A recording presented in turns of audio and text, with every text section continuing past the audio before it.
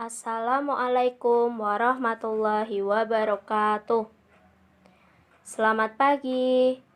Kali ini kita akan belajar tentang pertumbuhan dan perkembangan pada makhluk hidup.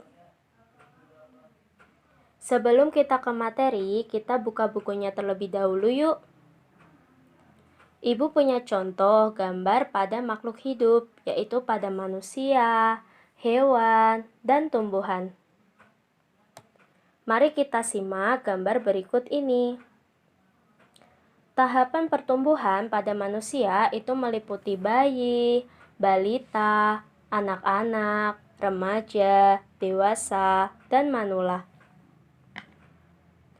Untuk perkembangan pada manusia ditandai dengan masa pubertas yang dialami ketika menginjak usia remaja. Contoh tanda pubertas pada manusia misalnya bagian fisik yang membesar, menstruasi pada perempuan, dan lain sebagainya. Sumber makanan pada manusia yaitu sayuran, buah-buahan, daging, kacang-kacangan, nasi, dan lain-lain. Manusia makan untuk membutuhkan nutrisi yang kemudian diolah menjadi energi. Selanjutnya ada pertumbuhan dan perkembangan pada hewan yang meliputi fase embrionik dan fase pasca embrionik. Jika anak-anak kesulitan untuk membedakannya, ibu akan memberikan perbedaan antara kedua fase tersebut. Fase embrionik dimulai dari zigot, morula, blastura, dan gastrula, misalnya pada kupu-kupu. Sementara pada fase pasca embrionik dimulai sejak lahir atau menetas hingga hewan itu tumbuh dewasa, misalnya pada belalang. Sumber makanan hewan dikelompokkan menjadi 3 bagian, yaitu yang pertama, hewan pemakan tumbuhan seperti biji-bijian, daun, batang, buah, akar, dan umbi-umbian yang biasa disebut dengan herbivora.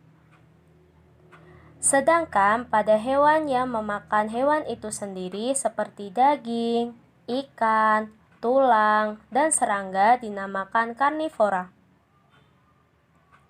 Kemudian ada hewan yang memakan segalanya disebut dengan omnivora. Pertumbuhan pada tumbuhan yaitu pertambahan ukuran, volume, massa, dan tinggi serta dapat diukur. Sedangkan perkembangan yaitu proses menuju kedewasaan yang lebih sempurna yang tidak dapat diukur. Contohnya adalah seperti gambar berikut ini, yaitu proses pertumbuhan mulai dari biji hingga menjadi pohon lalu menghasilkan jagung. Sumber makanan pada tumbuhan yaitu makanan yang berupa glukosa yang dihasilkan dari fotosintesis. Pada fotosintesis diperlukan bahan-bahan berupa karbon dioksida dan air dari dalam tanah. Tempat tinggal pada makhluk hidup dinamakan habitat. Tempat tinggal pada manusia dinamakan rumah. Tempat tinggal pada hewan itu hewan dapat tinggal di mana-mana, misalnya di kandang, di hutan, di sawah, dan lain-lain.